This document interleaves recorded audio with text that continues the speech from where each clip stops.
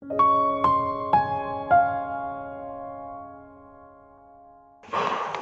selamat pagi sekali lagi saya ucapkan pada Bapak Ibu sekalian dan khususnya pada Ibu Lani. Ini saya agak grogi karena Ibu Lani ini sebenarnya adalah salah satu dosen di sekolah saya. Jadi mudah-mudahan saya tidak sedang melakukan ujian ya di depan Bu Lani. Baik, Bapak Ibu sekalian dikasihi Tuhan. Tema kita pada pagi hari ini adalah keluarga yang berdoa adalah keluarga sehat yang beribadah, dan akan kita ambil dan kita baca firman Tuhan dari Yosua pasal 24 ayat yang ke-14 sampai dengan ayat yang ke-18. Yosua pasal 24 ayat 14 sampai dengan ayat yang ke-18 atau sebenarnya 17 ya. Baik, kita akan baca secara silih berganti. Saya akan mulai dari ayat yang ke-14 dan kemudian Bapak Ibu sekalian akan membacanya dari ayat yang ke-15 seterusnya sampai dengan ayat yang ke-18. Ayat yang ke-14. Oleh sebab itu takutlah akan Tuhan dan beribadahlah kepadanya dengan tulus ikhlas dan setia. Jauhkanlah Allah yang kepadanya nenek moyangmu telah beribadah di seberang sungai Efrat dan di Mesir, dan beribadahlah kepada Tuhan.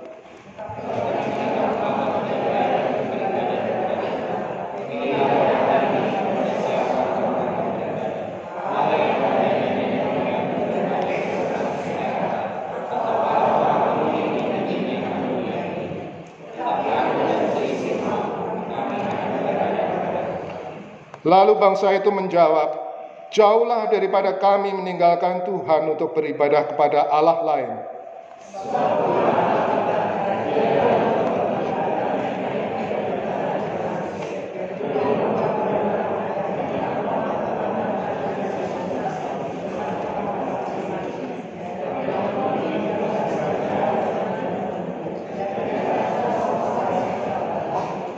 Tuhan menghalau semua bangsa dan orang Amori, penduduk negeri ini dari depan kita.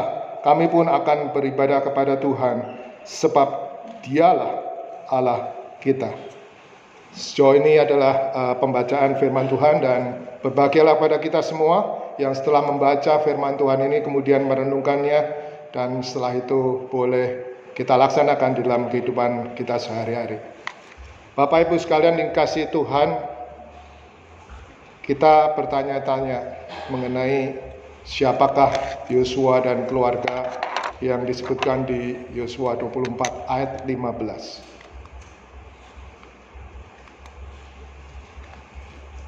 Kita berbicara mengenai disiplin di dalam beribadah atau disiplin in worship. Dikutip terutama dari Yosua 24 ayat 15 yang mengatakan, tetapi aku dan seisi rumahku, kami akan beribadah kepada Tuhan. As for me and my house, we will serve the Lord. Ya. Nah, sebenarnya apa latar belakang dari apa yang kita baca ya di Yosua 24 ayat 14 sampai dengan yang 18. Sebelumnya kita perlu melihat perbandingan dari hamba-hamba Tuhan dan keluarga mereka. Yang minggu kemarin kita sudah dengar dari Boksu Thompson ya mengenai Nabi Eli atau Imam Eli tepatnya, dengan Hofni dan Pinehas, sebuah keluarga yang dipimpin sebenarnya oleh Imam Eli yang sebenarnya harusnya menjadi contoh, tetapi Hofni dan Pinehas anaknya mereka melakukan pelanggaran ya. Mereka mengambil dengan paksa korban-korban bakaran yang harusnya dipersembahkan kepada Tuhan, yang harusnya dibakar dulu di mezbah Tuhan, tetapi kemudian mereka merebutnya. Dengan demikian mereka berdosa kepada Tuhan. Tuhan memperingatkan kepada Imam Eli untuk menegur dua anaknya itu. Memang betul ditegur, tapi tidak keras, dan akibatnya kita tahu bahwa baik itu Imam Eli maupun Hofni dan Pinehas tewas di tangan Filistin. Sementara sebenarnya Imam Eli karena kegemukan, udah tua, dan kemudian jatuh dari tempat duduknya dan juga meninggal. Nah, Samuel, bagaimana dengan Samuel? Samuel kita kenal sebagai seorang anak yang dulunya magang ya di sebuah bait suci yang dipimpin oleh Imam Eli. Sejak kecil dia sudah diserahkan untuk menjadi pelayan di bait suci. Dan kita tahu bahwa karena Imam Eli sudah tidak lagi dipakai oleh Tuhan, maka Samuel yang menjadi penggantinya. Dan kita tahu bahwa Samuel itu adalah seorang bukan hanya imam, tetapi seorang hakim. Hakim yang terakhir sebelum akhirnya orang-orang Israel atau bangsa Israel dipimpin oleh seorang raja, yaitu yang pertama adalah Raja Saul. Seorang nabi juga, karena dia juga memberitakan nubuatan akan apa yang terjadi di masa yang akan datang, khususnya atas bangsa Israel. Dia punya 2 orang anak, namanya Yoel, bukan Yoel yang di sana, Yoel dan Abia. Nah, apa yang terjadi di dalam 1 Samuel 1 dan ayat 8, pasal 8 maksudnya. Di situ dikatakan bahwa orang-orang Israel memaksa untuk punya seorang raja. Kenapa alasannya? Karena meskipun Samuel itu sudah melakukan tugasnya dengan baik, tetapi ternyata anak-anaknya, yaitu Yoel dan Abia ini tidak hidup di dalam Tuhan ya. Mereka dikatakan mereka mengejar laba, mereka menerima suap dan memutarbalikkan keadilan. Ini mungkin mirip-mirip ya dengan hakim-hakim yang korup, yang terima korupsi, jaksa yang terima korupsi dan seterusnya. Dan itu terjadi pada masa yang lalu. Seorang Samuel dengan 2 anaknya terutama Yoel dan Abia itu ternyata mengejar suap, menerima suap, yang mengejar laba dan memutarbalikkan keadilan. Jadi itulah salah satu alasan dari bangsa Israel untuk meminta seorang raja sama seperti bangsa yang lain, katanya begitu. Jadi dipikir enak ya, ada seorang raja, bukan seorang hakim atau seorang imam atau seorang nabi. Karena melihat contoh yang tidak baik dari 2 anaknya, yaitu Yoel dan Abia. Bagaimana dengan Yosua? Yosua ini adalah seorang muda yang merupakan salah satu dari 12 pengintai. Kalau kita baca dari bilangan 13, maka kita menemukan bahwa ada 12 pengintai dan salah satunya adalah Yosua. Dan sebelum mereka masuk ke tanah Kanaan, ke negeri atau tanah perjanjian, maka 12 pengintai itu diutus oleh Musa untuk mengintai bangsa seperti apakah mereka, tanahnya seperti apa dan seterusnya. Dan kita tahu dari bilangan 13 ada 2 pengintai yang berlawanan dengan 10 pengintai. 2 pengintai adalah Yosua dan Kaleb, yang mereka mengatakan meskipun orang-orang di sana adalah orang raksasa, orang yang sangat gagah perkasa, tetapi dengan kekuatan dari Tuhan maka mereka pasti bisa mengalahkan. Tetapi sebaliknya 10 pengintai, kita tahu bahwa 10 pengintai itu bilang tanahnya memang subur, penuh dengan limpah, buah, sayur dan seterusnya. Tetapi penduduknya itu raksasa, mereka itu memakan orang dan kita pasti tidak akan bisa mengalahkan mereka. Jadi 2 pertentangan, sama-sama melakukan pengintaian, tetapi ternyata 2 lawan 10.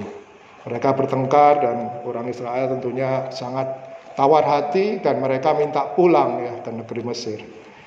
Satu hal yang seharusnya tidak terjadi. Tetapi itulah kenapa akhirnya bangsa Israel diberikan hukuman untuk berputar-putar di padang gurun selama 40 tahun. Tetapi nama Yosua itu dikenang. Dan akhirnya di masa akhir dari hidup Musa, yang seharusnya bisa memimpin bangsa Israel masuk ke tanah Kanaan, tetapi oleh karena satu kesalahannya, maka dia hanya bisa melihat tanah Kanaan itu dari kejauhan sebelum akhirnya dia meninggal. Sebelum akhirnya dia meninggal, maka Musa mengalihkan kepemimpinannya kepada Yosua. Yosua lah yang nanti yang akan memimpin bangsa Israel masuk ke tanah Kanaan, ke tanah perjanjian Tuhan. Nah, dia sebagai pemimpin bangsa Israel tentu melakukan tugas yang tidak mudah ya. Nanti kita akan cerita, lihat lebih detailnya. Tetapi nama anaknya memang tidak disebutkan, mungkin dosa anak-anaknya juga tidak disebutkan. Tetapi dikenal di Yosua 24 ayat 15, tetapi aku dan seisi rumahku, kami akan beribadah kepada Tuhan. Dan ini merupakan satu ayat yang akan menjadi pegangan buat kita semua. Yosua, nama lahirnya Hosea, nama lengkapnya Yosua bin Nun dari suku Efraim, dan nama aslinya Yehosua. Sebenarnya itu asal katanya hampir sama dengan Yesus yang di Perjanjian Baru, Tuhanlah keselamatan. Abdi Musa, dan kemudian dia menggantikan Musa pada saat Musa sudah berusia 20 tahun, dan mereka dipimpin oleh Yosua ini untuk masuk ke tanah perjanjian, yaitu tanah Kanaan. Yosua diurapi menjadi pemimpin bangsa Israel, dan pada saat dia memimpin bangsa Israel sebenarnya usianya sudah tidak muda lagi ya, 93 tahun, dan dia merupakan salah satu pengintai yang tadi sudah saya ceritakan ya. Ini saya sudah ceritakan. Nah, di dalam Yosua 24 ayat 14-17 terjadilah percakapan antara Yosua sebagai pemimpin bangsa Israel, karena pada saat itu dia sudah mulai tua dan sudah mulai tidak kuat dan mungkin merasa bahwa hidupnya akan berakhir. Oleh karena itu dia perlu mengumpulkan semua bangsa Israel untuk diberikan wejangan dan sekaligus tantangan, dan setelah setting itu berada. Yosua mengingatkan ya di dalam Yosua 24 ayat 1-13 bagaimana dia menyinggung-nyinggung mengenai penyertaan Tuhan terhadap orang Israel. Baik itu pada waktu mereka masih ada di Mesir, pada waktu mereka mengembara di padang gurun selama 40 tahun, dan bagaimana Tuhan memimpin mereka untuk menyeberangi sungai Yordan dan kemudian mengalahkan satu persatu musuh mereka yang oleh pengintai pada saat itu dibilang adalah penduduknya itu seperti raksasa dan memang jangkung-jangkung, Bapak Ibu sekalian, dan mereka terlatih. Ada yang terlatih di padang gurun, ada yang terlatih di pegunungan, ada yang terlatih di pinggir pantai dan seterusnya. Dan itulah musuh-musuh yang dihadapi oleh orang Israel. Dan kita tahu di dalam Yosua 24 ini, di akhir dari hidup dari Yosua, dia bilang inilah penyertaan Tuhan. Bagaimana mungkin kita adalah bangsa Israel yang tidak pernah berperang, tetapi ternyata Tuhan pimpin, Tuhan berikan kekuatan, Tuhan berikan hikmat supaya mereka bisa mengalahkan musuh-musuhnya. Kita mengingat di Yosua 7, kita tahu bahwa ada suatu peristiwa yang aneh pada waktu mereka akan mengalahkan Yeriko, maka mereka diperintahkan Tuhan untuk hari pertama mengelilingi tembok Yeriko itu selama 1 kali, yang kedua juga 1 kali, tetapi hari yang ke-7 mereka mengelilingi sebanyak 7 kali, dan akhirnya robohlah tembok Yeriko itu. Meskipun mungkin ada penafsir yang itu mungkin peristiwa alam dan seterusnya, tapi kita akan percaya akan pekerjaan dari Tuhan yang merubuhkan tembok Yeriko itu, dan kemudian Yeriko bisa dikalahkan. Kalau kita melihat dari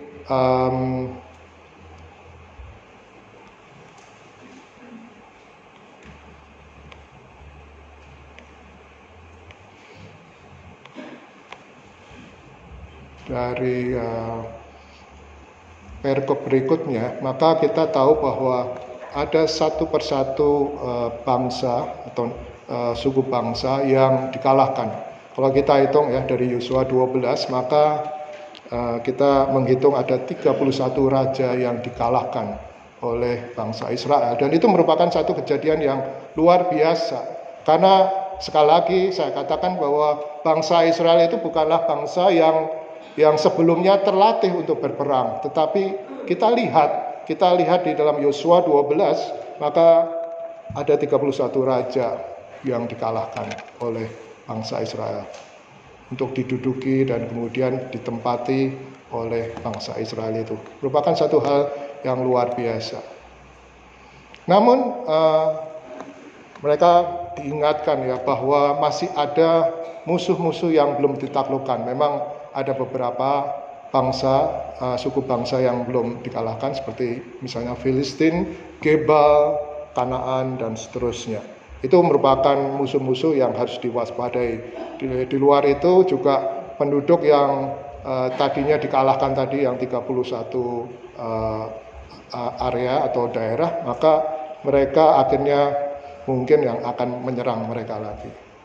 Tetapi yang mungkin menjadi bahaya Bapak Ibu sekalian yang nanti kita akan bahas di sini adalah musuh-musuh rohani. Kenapa? Karena suku-suku Amori, Kanaan, Filistin, Yeriko, dan seterusnya, mereka adalah orang-orang yang menyembah berhala. Mereka percaya pada dewa-dewa penyembahan yang biasa disembah oleh mereka.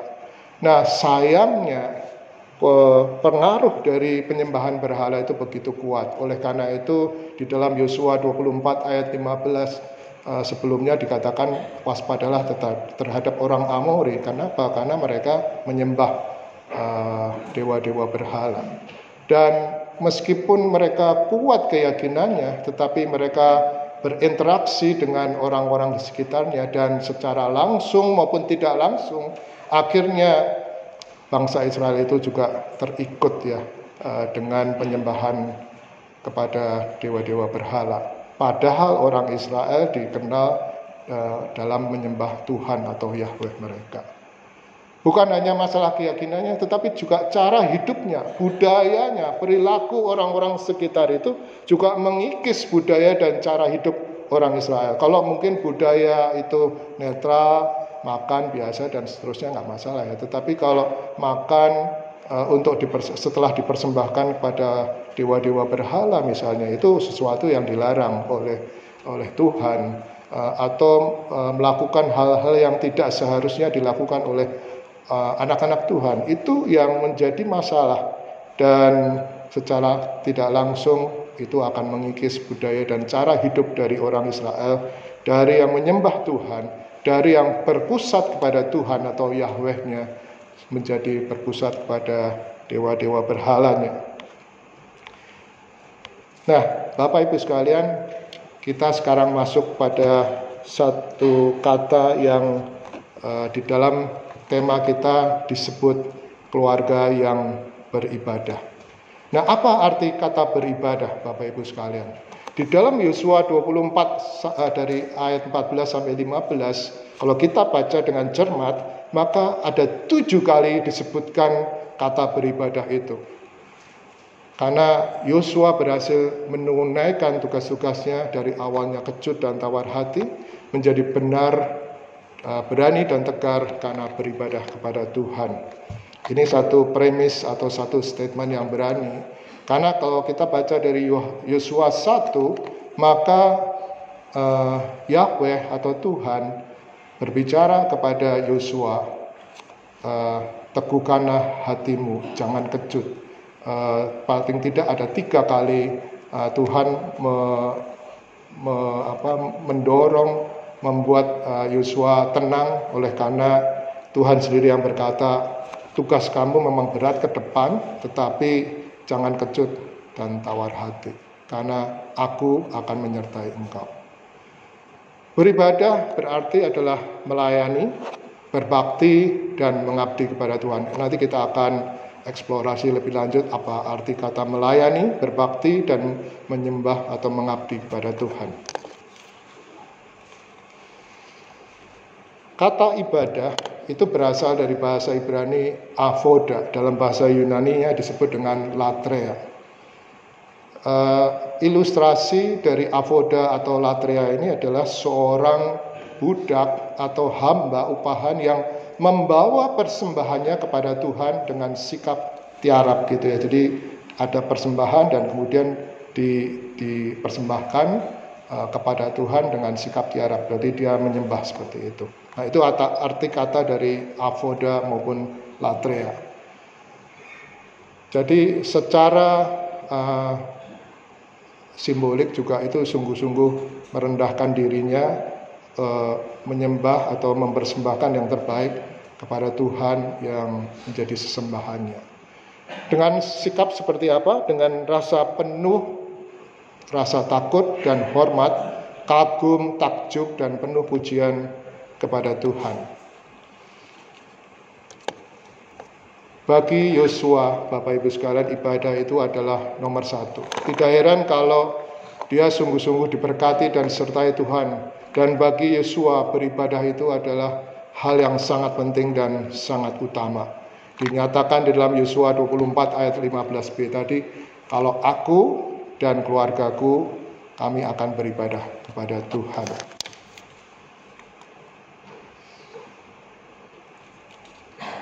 Ada 3 hal yang kita perlu perhatikan dalam kata beribadah itu. Pertama, beribadah itu takut akan Tuhan. Ada satu kalimat yang menyatakan begini, orang beribadah seperti kita semua sekarang ini, maaf saya tidak menuduh, belum tentu takut akan Tuhan. Tetapi orang yang takut akan Tuhan pasti beribadah kepada Tuhan. Mana dari kita semua? Termasuk golongan yang pertama atau masuk golongan yang kedua?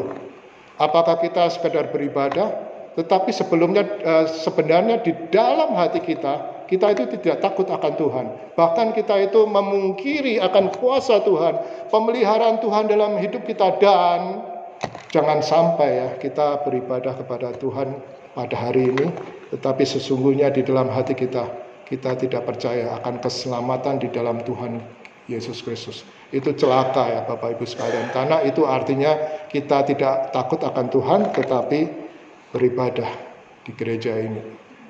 Seharusnya kita adalah orang-orang yang takut akan Tuhan dan kita beribadah kepada Tuhan. Itu yang pertama.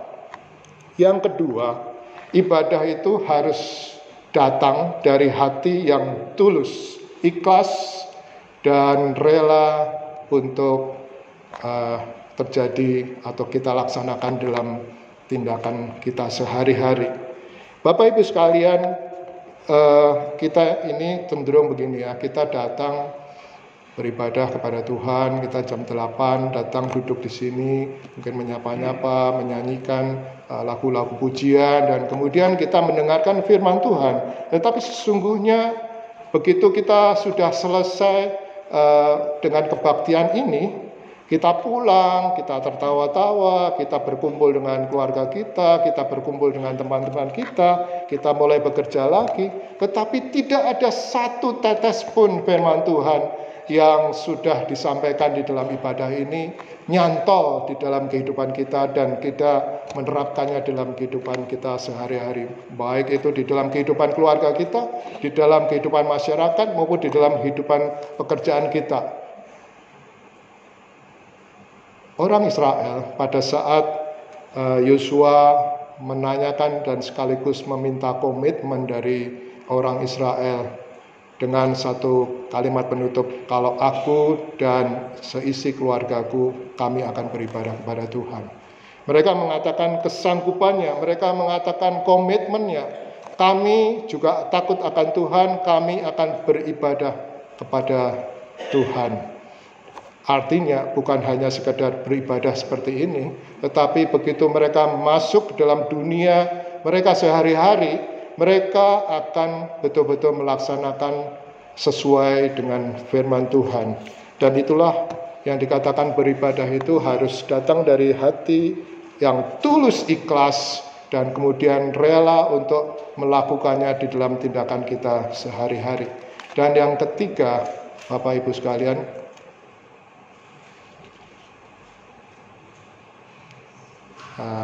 ini masih tadi yang kedua ya. Jadi Yosua mengatakan, aku dan seisi rumahmu, kami akan beribadah kepada Tuhan. Di sini dikatakan Yosua sangat mengerti bahwa dia adalah pemimpin bangsa Israel, tetapi dia juga adalah pemimpin keluarga atau imam dalam keluarga, dan ini luar biasa. Dia mengutamakan Tuhan dengan beribadah sungguh-sungguh pada Tuhan, tetapi keluarganya pun sangat utama bagi dia. Saya tidak membayangkan atau tidak bisa membayangkan bagaimana di tengah-tengah peperangan ya, karena sibuk perang ya. Markasnya itu ada di Gilgal dan dia akan memimpin bangsa Israel untuk menaklukkan satu persatu. Setelah selesai diduduki dan kemudian mereka akan pulang lagi ke markas besarnya di Gilgal. Dan terus demikian sampai mungkin beberapa tahun dan itu pun masih belum selesai. Tetapi bagaimana mungkin seorang yang sangat sibuk tetapi dia masih meluangkan waktunya untuk beribadah bersama dengan keluarganya. Itu sesuatu yang tidak mudah ya Bapak Ibu sekalian. Mungkin orang-orang modern sekarang ini dengan segala kesibukannya mereka akan punya alasan bahwa mereka tidak beribadah. Satu, tidak beribadah di hari Minggu ini, tetapi mereka juga tidak menyelenggarakan ibadah keluarga. Dan nantinya saya akan menjelaskan bahwa beribadah itu lebih lebar dan lebih luas daripada sekedar beribadah di gereja, sekedar mengadakan ibadah keluarga atau family worship. Tetapi bagaimana kita akan mengajarkan kepada anak-anak kita, baik itu siang malam, pada saat kita duduk, pada saat kita berdiri, pada saat kita rebahan, pada saat kita berjalan, itu semua menjadi waktu-waktu bagi kita untuk mengajarkannya. Dan mungkin nanti Ibu Lani akan melanjutkannya ya, bagaimana kita mengajarkan hal-hal spiritual maupun bagaimana mendidik mereka di era digital ini.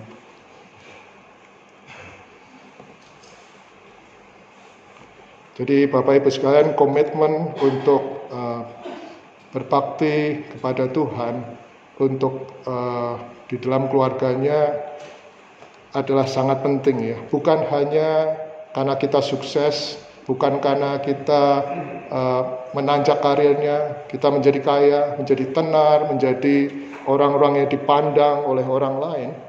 Itu bukan fokus utama kita, tetapi fokus utama kita mulai dari keluarga kita, bagaimana kita boleh mengutamakan Tuhan di dalam keluarga kita.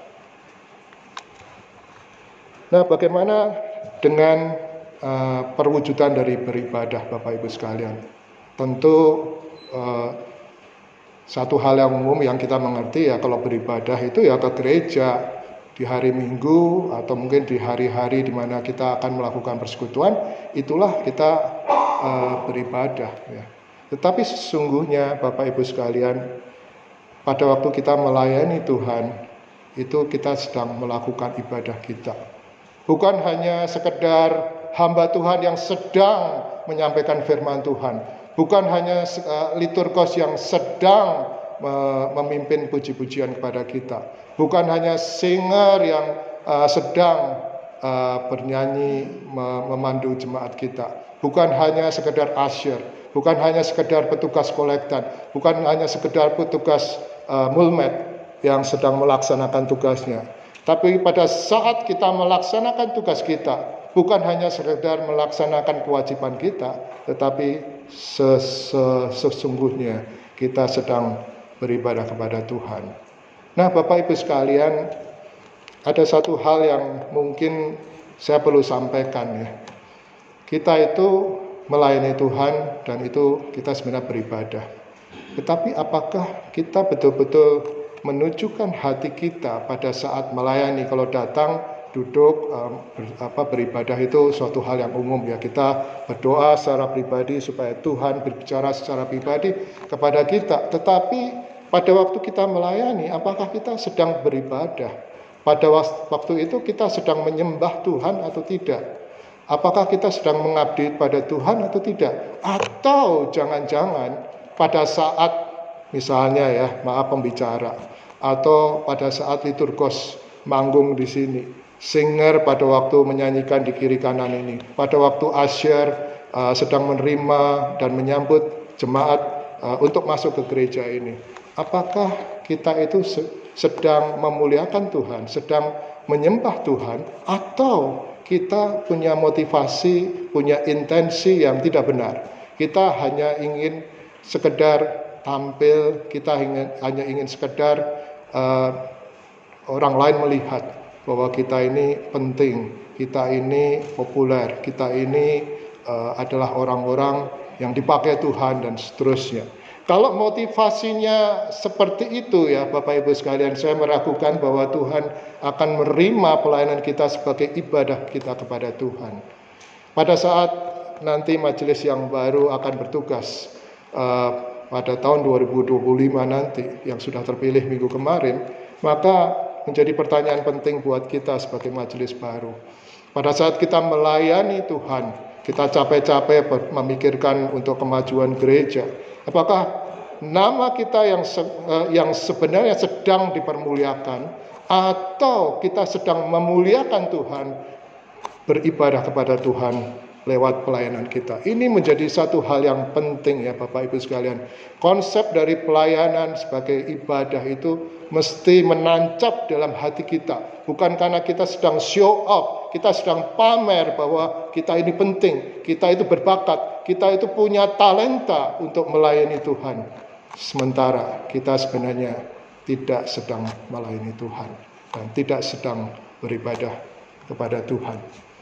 Ibadah keluarga ini mungkin menjadi tantangan bagi kita ya, untuk keluarga-keluarga modern yang sebenarnya harusnya punya ibadah keluarga minimal 1 minggu sekali, atau mungkin kalau bisa setiap hari kita berkumpul satu keluarga, bapak, ibu, anak-anaknya, kita sama-sama membaca firman Tuhan, kita sama-sama membahas firman Tuhan, dan kemudian kita berdoa bersama-sama.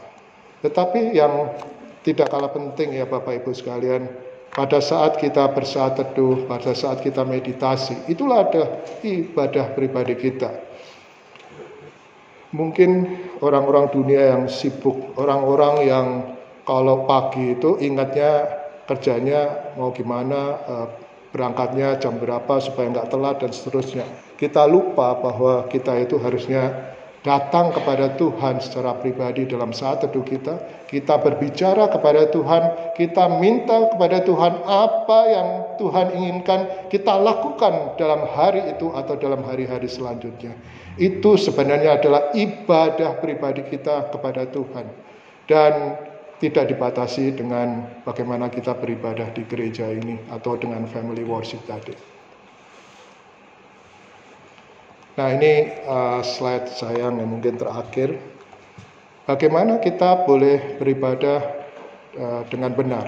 Jadi inilah adalah wujud dari mengasihi Tuhan dengan segenap hati, dengan segenap jiwa, dengan segenap kekuatan kita. Ini terambil dari Ulangan 6 ayat 4-9. Di sana dikatakan bahwa seorang pemimpin keluarga, dia harus mengajarkan ulang kepada anak-anaknya apa yang menjadi Taurat Tuhan pada saat itu. Dia ajarkan, diulang-ulang diajarkan kepada anak-anaknya. Yang kedua, bicara apabila engkau duduk di rumah, dalam perjalanan, sedang berbaring, sedang bangun, setiap saat, setiap waktu. Jangan lupa perkatakanlah firman Tuhan. Jangan lupakan ajaran-ajaran itu diajarkan ulang kepada anak-anak kita. Di dalam setiap kesempatan, duduk di sofa, ngobrol. Di dalam perjalanan, lagi naik mobil, ngobrol. Sedang berbaring, rebahan, santai-santai, ngobrol tentang firman Tuhan. Sedang bangun, setiap saat kita perlu mengajarkan pada anak kita. Dan itu sebenarnya adalah ibadah kita kepada Tuhan. Dan dikatakan di sana, ikatkanlah sebagai tanda pada tanganmu dan jadikan lambang pada dahi, dan tuliskan pada pintu rumahmu atau pintu gerbangmu. Ini pertanda bahwa bukan hanya salib, bukan hanya gambar Tuhan Yesus, tetapi sebenarnya itu menjadi pertanda buat kita, supaya kita ingat, supaya kita sendiri secara pribadi maupun keluarga kita ingat kepada Tuhan dan selalu beribadah kepada Tuhan. Nah, Bapak Ibu sekalian, biarlah kita merenungkan ya secara singkat apa yang Tuhan inginkan kita lakukan dalam kehidupan kita. Bagaimana kita sebagai pemimpin-pemimpin keluarga, kita boleh beribadah kepada Tuhan. Bukan hanya sekedar pada waktu kita datang ke gereja, tetapi pada waktu kita melayani, kita juga sedang beribadah kepada Tuhan. Kita bisa melakukan ibadah keluarga, tetapi di dalam saat teduh kita beribadah secara pribadi kepada Tuhan. Dan bagaimana seluruh kehidupan kita Sebenarnya kita sedang mewujud nyatakan bagaimana kita beribadah kepada Tuhan. Tuhan memberkati kita semua. Amin. Kita akan berdoa.